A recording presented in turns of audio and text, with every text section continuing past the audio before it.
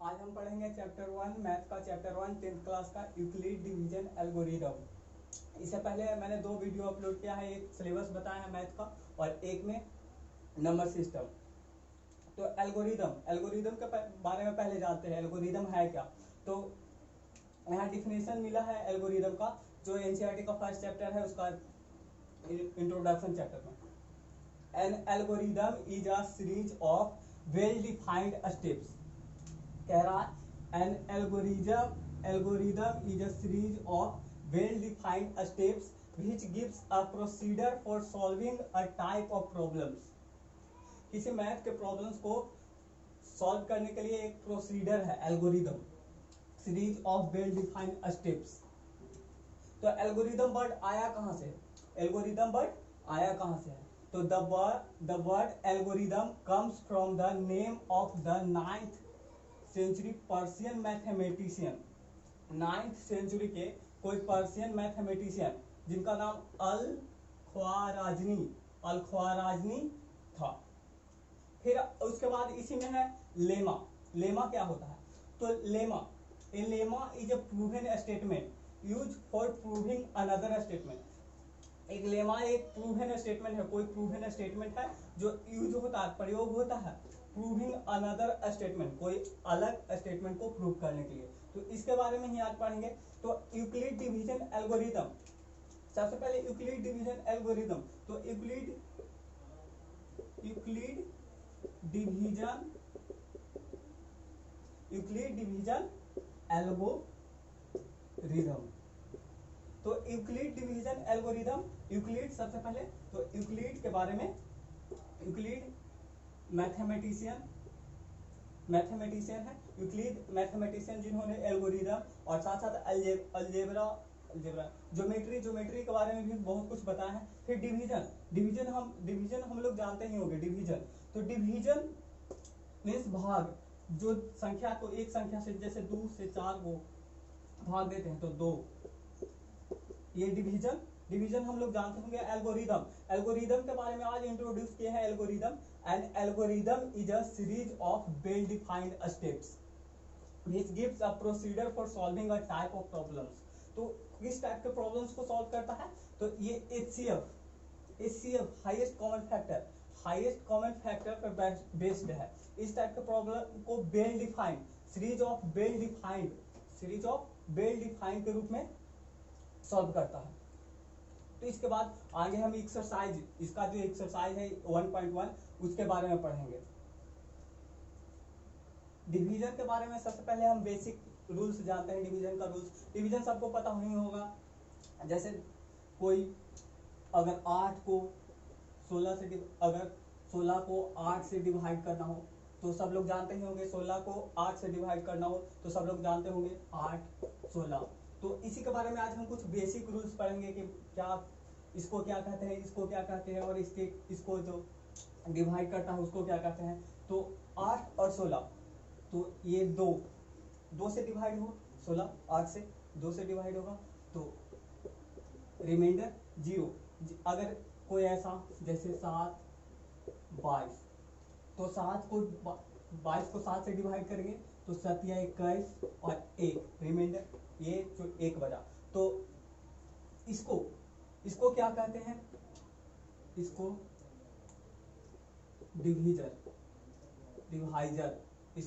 Divisor और इसको quotient. और इसको जो बीच वाला उसको डिविडेंड।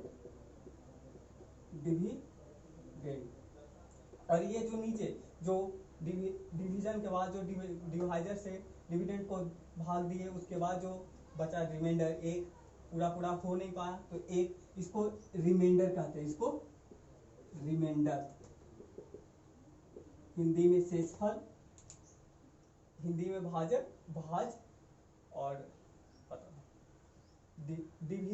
डिवाइजर, डिविडेंड, कोशिएंट और रिमाइंडर। तो इसी के बारे में बेसिक। और HCF भी आपको पता होगा। लॉन्ग डिवीजन मेथड के बारे में आपको पता होगा। HCF में इसी मेथड को बेल स्टेप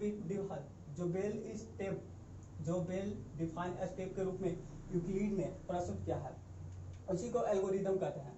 तो लॉन्ग डिवीजन मेथड को ही एचसीएफ के लॉन्ग डिवीजन मेथड को ही बेल डिफाइन रूप में प्रस्तुत किया है, उसी को एल्गोरिदम कहते हैं। जैसे कि एचसीएफ हमको निकालना होगा, एचसीएफ अगर हमको निकालना होता है तो सबसे पहले दो संख्या लेंगे 20 28। तो एचसीएफ का बेसिक रूल ये होता है जो बड़ा हो उसको डिविडेंड के रूप में और जो छोटा हो उसको डिवाइजर के रूप में।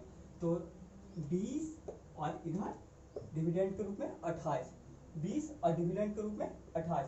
अब इसको डिवाइड देते हैं, जैसे डिवीजन का रूल होता है वैसे उसी तरह इसको डिवाइड देते हैं। तो इसको डिवाइड करते हैं तो एक से, सबसे पहले एक से दो से नहीं हो सकता, तो एक से 20 और यहाँ पे 8, यहाँ पे 8। अब यही एचसीएफ में ये जो डिवीजन होता है फिर डिविडेंड बन जाता है। तो यहाँ 20 फिर से, अब 8 से 20 को डिवाइड देंगे तो 8 दूनी 16, अब फिर रिमाइंडर 4। अब ये जो डिवाइजर था फिर से यहाँ 4 8, अब 2, अब 8 पूरा खत्म, तो 8 पूरा खत्म और रिमाइंडर 0। तो जब एचसीएफ में रिमाइंडर 0 आ जाए तो जो लास्ट डिवाइजर होता है वही क्या होता है एचसीएफ, वो क्या होता है एचसीएफ। ये लॉन्ग डिवीजन मेथड आपको आता होगा। तो यही लॉन्ग डिवीजन मेथड को क्रमबद्ध सजा दिया गया है, उसी को एल्गोरिदम कहते हैं। तो सबसे पहले देखते हैं क्या होता है। तो डिविडेंड जो ये डिविडेंड और ये क्वोशिएंट, तो डिविडेंड और डिविडेंड को किससे भागा दिया जाता है डिवाइजर से। किससे? डिवाइजर से। डिविडेंड को किससे भागा दिया जाता है डिवाइजर से। तो डिवाइजर और भागा दिया जाता है तो क्वोशिएंट, कोई संख्या क्वोशिएंट होता है तो क्वोशिएंट से गुना किया जाता है डिवाइजर को। जैसे 20 को एक बार गुना करते हैं, 20 से 1 में गुना करते हैं तो 20 आता है। तो डिवाइजर गुने क्वोशिएंट। अब फिर उसके बाद जो 20 तो पूरा तो कट नहीं पाया तो बचा कितना 8, कितना बचा 8। तो ये 8 होता है जो क्या होता है ऊपर मैंने बताया ये 8 क्या होता है रिमाइंडर, ये 8 क्या होता है रिमाइंडर, ये 8 क्या होता है रिमाइंडर। तो प्लस में रिमाइंडर, प्लस में क्या रिमाइंडर। तो सिंपल सा रूल है एचसीएफ का, डिविडेंड इक्वल टू डिवाइजर गुने क्वोशिएंट प्लस रिमाइंडर, डिवाइजर गुने क्वोशिएंट प्लस रिमाइंडर। इसी स्टेप को वेल डिफाइंड मेथड एल्गोरिदम कहते हैं। तो सबसे पहले लॉन्ग डिवीजन मेथड करेंगे, उसके बाद ये वाला इस रूप में रिप्रेजेंट कर देंगे क्वेश्चन सॉल्व। और सबसे एक और बात, अगर हम 8 17 है जैसे डिवीजन करते हैं तो 8 17 तो रिमाइंडर जो भी होगा वो 8 से छोटा होगा, 0 के इक्वल इसमें तो नहीं हो सकता, 0 के इक्वल या 8 से छोटा। अगर 8 से जितना डिवाइजर हो रिमाइंडर हमेशा डिवाइजर से रिमाइंडर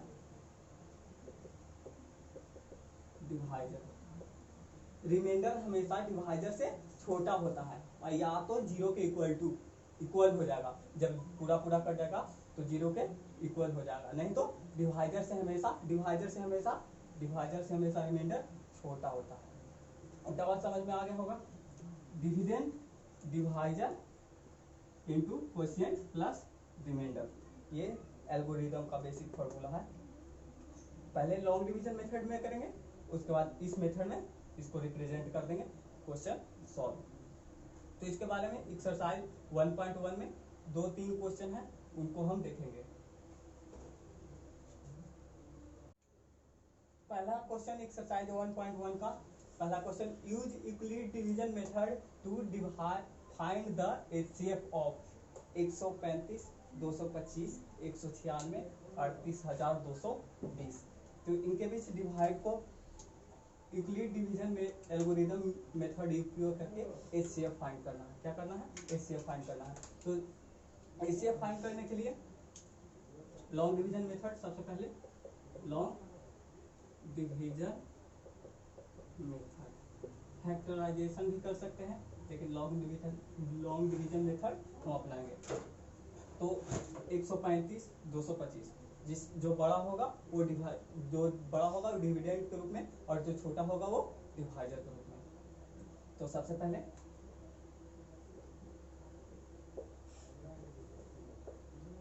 135 225, इसको डिविडेंड कहते हैं, इसको क्या कहते हैं? डिविडेंड कहते हैं, और इसको डिवाइजर। तो सबसे पहले डिवाइड देंगे 1 से 135, 5 से 5 0, 12 में से 3 9, और 1 और 1 कट गया 90। ये क्या हुआ? रिमाइंडर, ये रिमाइंडर। तो फिर हमने बताया है कि रिमाइंडर को डिवाइजर के रूप में, और ये यहाँ जो डिवाइजर था उसको फिर डिविडेंड के रूप में लिखते हैं। तो लिख दिए, फिर से 1 से 90, फिर 45 रिमाइंडर, फिर यही स्टेप फिर से दोहराएंगे, ये स्टेप फिर से दोहराएंगे जब तक 0 ना आ जाए, 2 से 90 0 रिमाइंडर 0। तो जैसे ही 0 रिमाइंडर 0 हो जाए तो वहां पे रुक जाएंगे, और फिर इसको well defined method algorithm method में इसको लिख लेंगे। तो एल्गोरिदम मेथड के लिए हमने बताया था dividend equal to divisor into quotient plus remainder तो सबसे पहले डिविडेंड देखेंगे इसमें। तो सर डिविडेंड क्या है? डिविडेंड 135, डिविडेंड 135 225, और डिवाइजर 135, और सबसे पहले डिवाइड किए हैं तो 1 से, क्वेश्चन कितना है? 1, प्लस रिमाइंडर कितना है? 90, तो 90 इधर लिख देंगे। फिर ये जो क्या बताया कि ये जो डिवाइजर होगा फिर डिविडेंड के रूप में आ जाएगा, तो डिवाइजर को डिविडेंड के रूप में यहाँ से यहाँ लाएंगे 135, और इसके बाद ये जो रिमाइंडर होगा वो डिवाइजर के रूप में 90, रिमाइंडर डिवाइजर के रूप में तो 90, और फिर इसको फिर से देखेंगे, यहाँ पे देखेंगे तो 1 से क्वेश्चन 1, और प्लस रिमाइंडर कितना था? 45, फिर यहाँ से यहाँ लाएंगे 90, फिर रिमाइंडर को यहाँ, फिर क्वोशिएंट देखेंगे 2 प्लस रिमाइंडर 0। तो जहाँ रिमाइंडर 0 आ जाए वहाँ पे रुक जाएंगे, और फिर देखेंगे कि लास्ट डिवाइजर क्या है। अगर रिमाइंडर 0 आ जाए तो वहाँ पे स्टॉप हो जाएंगे, वहाँ पे क्या हो जाएंगे? स्टॉप, रुक जाएंगे, और फिर देखेंगे कि लास्ट डिवाइजर क्या है। तो ये लास्ट डिवाइजर, यहाँ पे क्या होता है? डिवाइजर। तो ये लास्ट डिवाइजर क्या है? 45। तो ये लास्ट जो डिवाइजर होगा यही हमारा एचसीएफ होगा। सबसे पहले हमने लॉन्ग डिवीजन मेथड से एचसीएफ को निकाला, इसको फिर डिवीजन एल्गोरिथम से रिप्रेजेंट कर दिया। पहला क्वेश्चन हो गया, इसको मिटा देते हैं।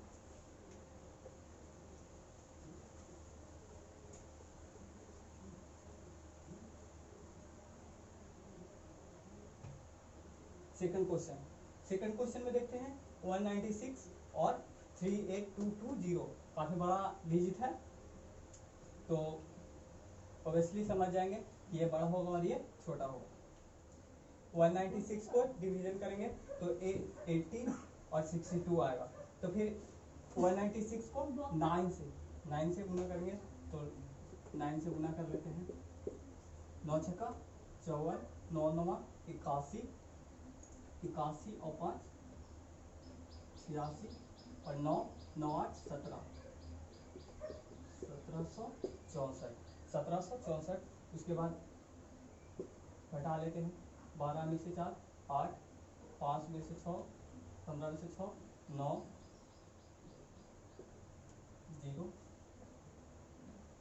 1, 86 0, 84,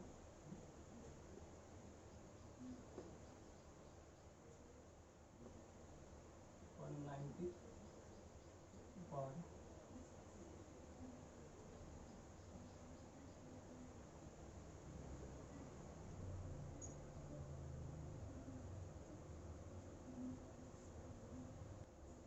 98 और इसके बाद ऊपर से 0 लाएंगे, ऊपर से 0 लाएंगे, फिर इसके बाद 5 से, इसके बाद 5 से 980 खत्म। तो 195 ये डिवाइजर है हमारा, ये हमारा डिवाइजर, ये डिविडेंड और ये क्वोशिएंट और रिमाइंडर कुछ नहीं बचा है। तो इसको एक स्टेप में ही लिख सकते हैं। क्या होता है? डिविडेंड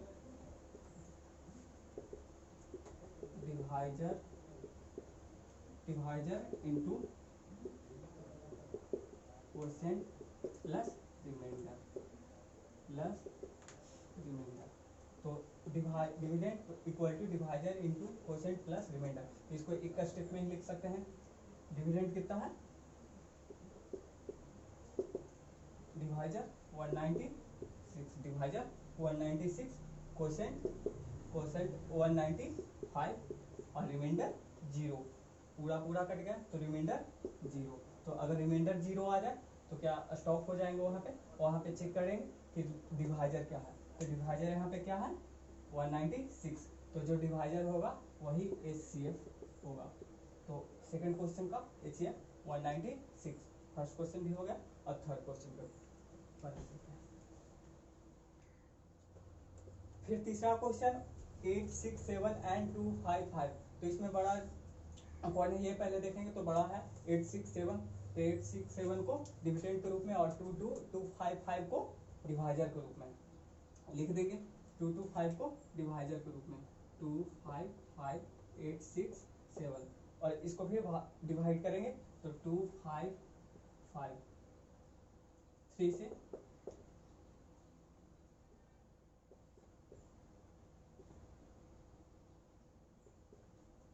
765 3 से करेंगे तो 765201। फिर 255 को डिवाइजर को यहाँ पे प्रेजेंट करेंगे। फिर 2 से 4, फिर यहाँ पे 5 में से 4 1, 5 में से 0 5 और ये कट गया। फिर यहाँ डिवाइजर जो है, यहाँ पे डिवाइजर जो होगा, यहाँ पे जो डिवाइजर होगा उसको यहाँ डिविडेंड के रूप में प्रेजेंट करेंगे। डिविडेंड के रूप में प्रेजेंट करेंगे, 2 से डिवाइड देंगे 0 काट के नहीं 0 लिखते हैं। तो 0 लिखेंगे, जहाँ पे 0 आ जाए वहाँ पे स्टॉप हो जाएंगे, जहाँ पे 0 आ जाए वहाँ पे स्टॉप हो जाएंगे। ये HCF का रूल है। और उसके बाद डिवाइजर चेक करेंगे तो डिवाइजर कितना है? 51। तो इसका HCF क्या होगा? 51। तो इसको हम फिर रिप्रेजेंट करेंगे एल्गोरिथम में। तो एल्गोरिथम में रिप्रेजेंट करने के लिए मैंने पहले ही बताया है। सबसे पहले इसको जो डिविडेंड है उसको लिखेंगे 867, फिर उसका बाद डिवाइजर 255, फिर उसके बाद क्वोशिएंट 3 प्लस रिमाइंडर कितना है? 102। तो 102, फिर इसके बाद डिवाइजर को फिर से डिविडेंड के रूप में यहाँ वाला को यहाँ 255, फिर रिमाइंडर को यहाँ 102, फिर यहाँ देखेंगे 102 से 2 से गुना किया गया था, क्वोशिएंट 2 था तो यहाँ 2 लिखेंगे और रिमाइंडर कितना था? 51। तो 51 रिमाइंडर कितना? 51। तो 51 लिखेंगे। फिर इससे यहाँ आएंगे और इसको फिर से दोहराएंगे, 102 को यहाँ लिखेंगे, फिर 102 को यहाँ लिख के फिर से रिमाइंडर को यहाँ 2 से क्वोशिएंट प्लस 0। अब देखेंगे कि रिमाइंडर आ गया 0। रिमाइंडर कितना आ गया? 0। रिमाइंडर 0 आ गया तो इसको डिवाइजर चेक करेंगे। डिवाइजर कितना है? Last divisor last divisor. तो लास्ट डिवाइजर, स्टेप का लास्ट डिवाइजर कितना है 51। तो ये जो लास्ट डिवाइजर होगा स्टेप का वही HCF होगा। तो इस क्वेश्चन का HCF 51। फिर आगे के क्वेश्चन चलते हैं।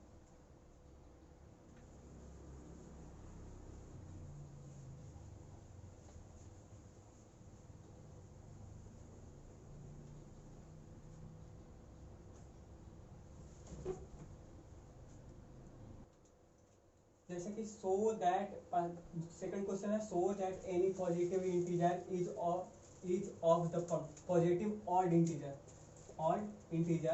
Is of the form 6q plus 1 और 6q plus 3 और 6q plus 5 where q is a some integer. q कोई भी इंटीजर हो, हमको odd integer, positive odd integer show करना है 6q plus 1 और 6q plus 3 और 6q plus 5 को। तो 6q plus 3 तो 6q plus 3 को देखते हैं। तो 6 इसमें डिवीजर के रूप में देखते हैं। 6 डिवीजर क्वोशिएंट, q क्वोशिएंट और 3 रिमाइंडर। तो 6 डिवीजर, तो 6 डिवीजर के रूप में जैसे 6 डिवीजर हम जानेंगे 6 डिवीजर है। तो 6 डिविडेंड हमको नहीं पता, डिविडेंड हमको नहीं पता, तो n कर देते हैं। और रिमाइंडर 6 से अगर किसी संख्या को डिवाइड देते हैं तो रिमाइंडर क्या क्या पॉसिबिलिटी है कि रिमाइंडर आ सकता है। तो मैंने पहले ही बताया है कि रिमाइंडर अगर किसी डिविजर से भाग देते हैं तो रिमाइंडर डिविजर से हमेशा छोटा होता है, रिमाइंडर डिविजर से हमेशा छोटा होता है। तो 6, तो रिमाइंडर क्या हो सकता है 0, 1, 2, 3, 4, 5, इससे ज्यादा रिमाइंडर नहीं हो सकता। तो 6 से अगर किसी डिजिट को, किसी डिविडेंड को भाग देते हैं तो रिमाइंडर यही पॉसिबल है कि इतना ही हो सकता है। तो सबसे पहले इसको अगर फॉर्म में लिखना हो तो 6q प्लस 0, तो लिखने की जरूरत है नहीं, 6q, फिर 6q प्लस 1 रिमाइंडर 1, फिर 6q प्लस 2, फिर 6q प्लस 3, फिर 6q प्लस 4, फिर 6q प्लस 5।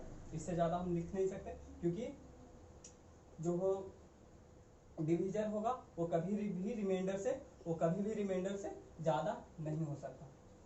रिमाइंडर होगा जो कभी भी डिवीजर से ज्यादा नहीं हो सकता। तो रिमाइंडर 5 तक ही लिख सकते हैं। इक्वल भी नहीं हो सकता, रिमाइंडर कभी इक्वल भी नहीं हो सकता, क्योंकि अगर इक्वल होता है तो कट जाएगा सीधा सीधी। तो इक्वल भी नहीं हो सकता, हमेशा रिमाइंडर डिवीजर से छोटा होगा। तो 6q लिख सकते हैं, इसको 6q प्लस 1 के फॉर्म में लिख सकते हैं, 6q प्लस 2 के फॉर्म में लिख सकते हैं, 6q प्लस 3 के फॉर्म में लिख सकते हैं, और 6q प्लस 4 और 6q प्लस 5 के फॉर्म में लिख सकते हैं। तो सबसे पहले 6q को चेक करेंगे कि ऑड इंटीजर है या नहीं। तो 6q को हम 2 इंटू 3q लिख सकते हैं।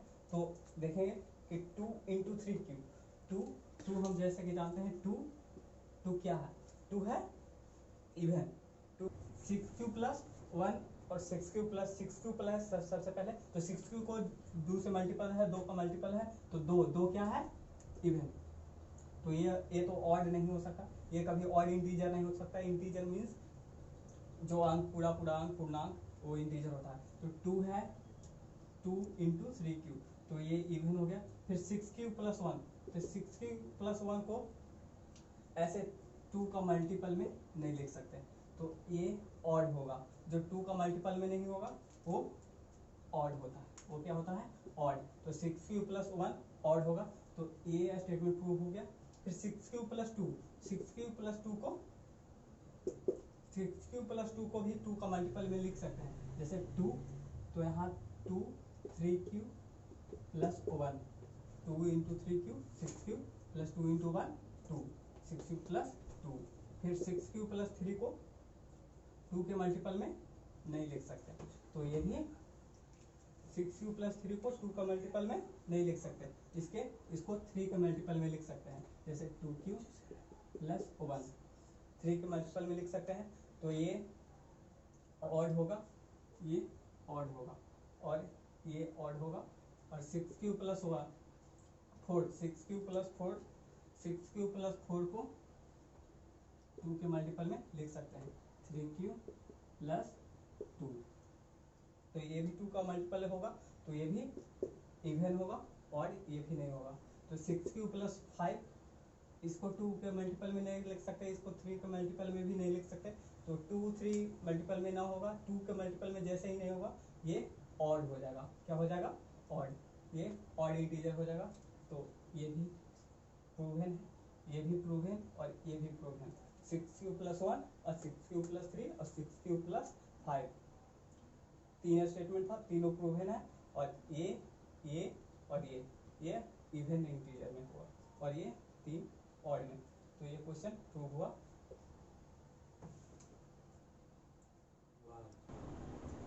An army contingent of 616 member, 616 member is to march behind an army band of 32 members in parade.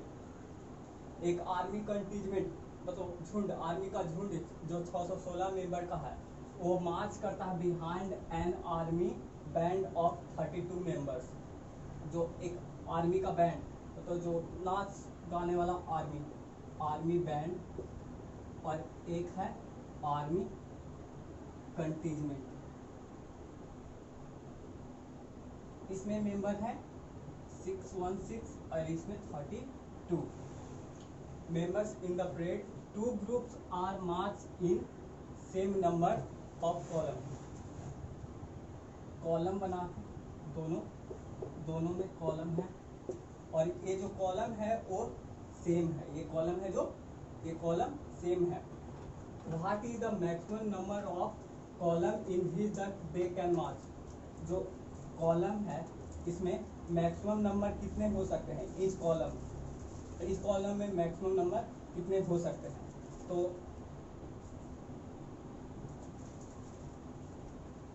In same group,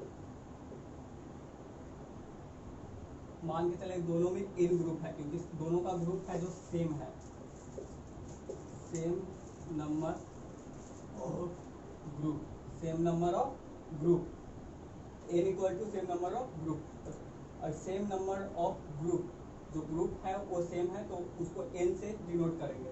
फिर ईच कॉलम में मान के चलते हैं कि ईच कॉलम में x, ईच कॉलम में x, यहाँ भी ईच कॉलम में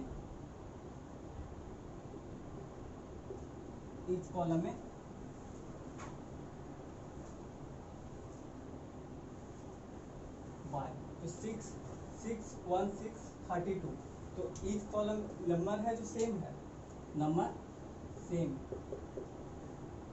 और हर कॉलम में ईच कॉलम में इसमें x मेंबर, इसमें y मेंबर, इसमें भी x मेंबर।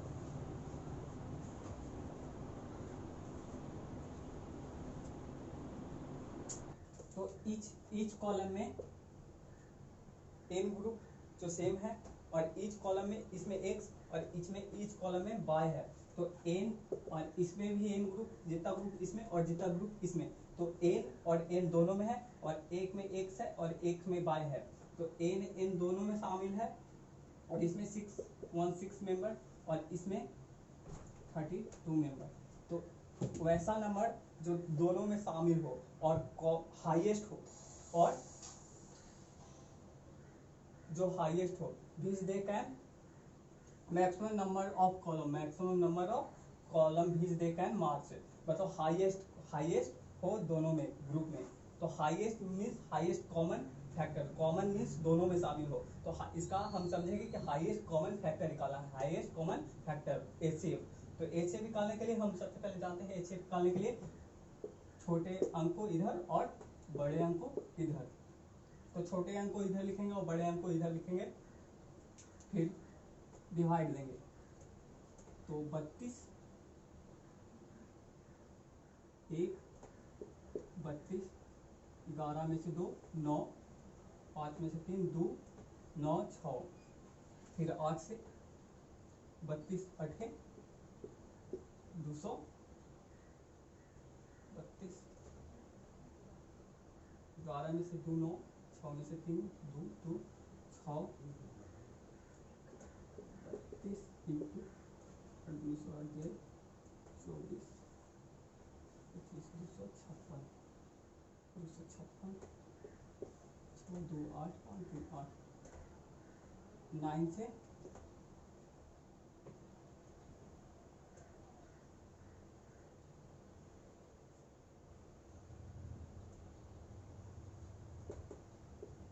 9 से करेंगे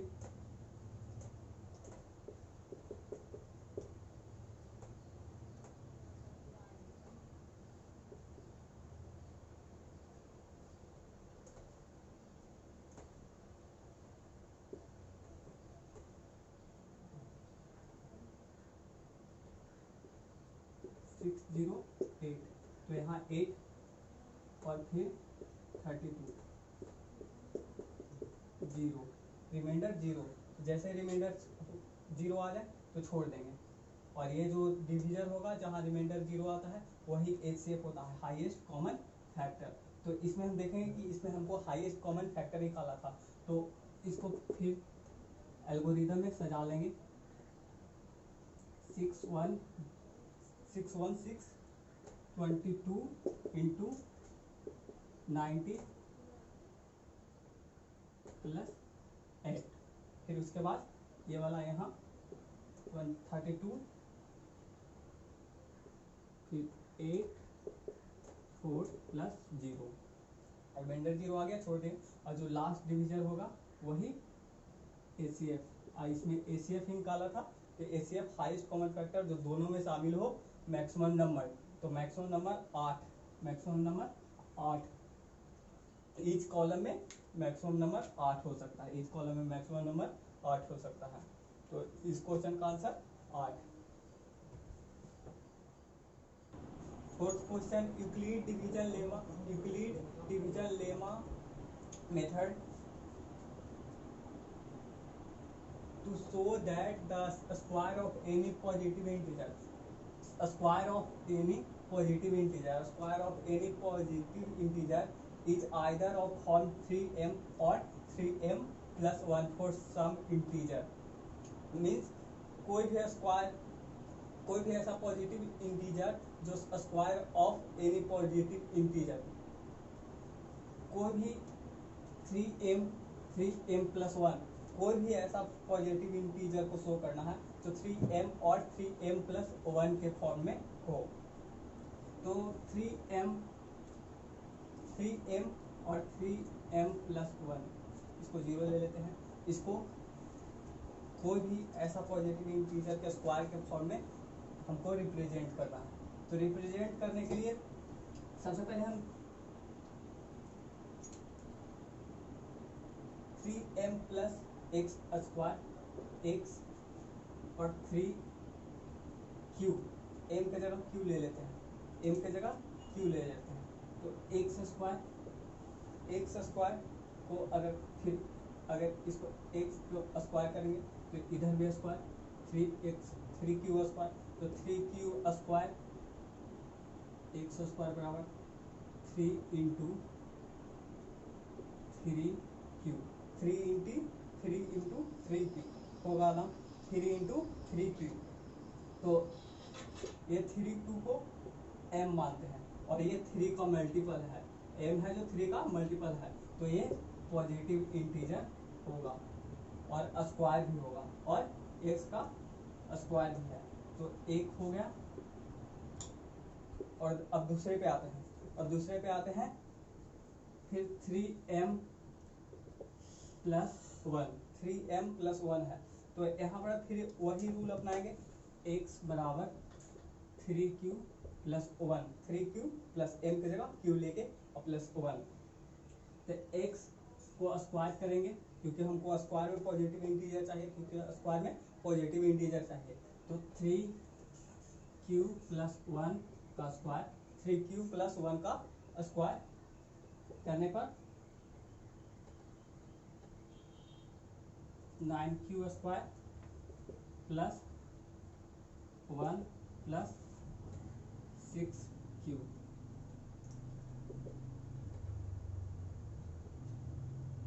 3 को प्लस को इधर 3 को अगर कॉमन लेते हैं, 3 को कॉमन लेते हैं तो 3q square 3q² plus 2q, ये प्लस 1 को इधर लिखते हैं।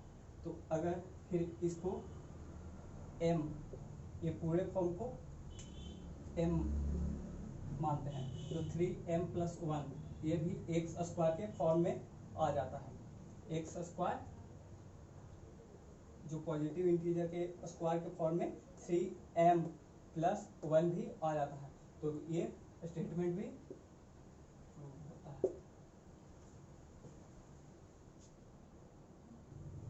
use Euclid division lemma to show that the cube of any positive integer। Euclid division lemma को यूज करके शो करना है, दिखाना है कि cube of any positive integer, cube of any positive integer is the of the form of 9m 9m+1 और 9m+8। तो 9m 9m+1 और 9m+8 ये एक्स क्यू के फॉर्म में है या नहीं, एक्स पॉजिटिव इंटीजर। तो सबसे पहले चलते हैं x 9m, x equal to 9m और चेक करते हैं कि ये है या फॉर्म में नहीं है। एक्स क्यूब इसका 9m है जो एक्स क्यूब के फॉर्म में, पॉजिटिव इंटीजर के एक्स क्यूब के फॉर्म में है या नहीं है। तो एक्स क्यूब करते हैं तो 9m का भी एक्स क्यूब दोनों तरफ क्यूब करने पर 9m, तो 9 81 81 7 to 9 m क्यूब। तो 7 to 9 m क्यूब को हम 9 × 81 m क्यूब ही लिख सकते हैं। तो ये m का मान और ये 9, तो क्यूब के रूप में है 81 क्यूब के रूप में।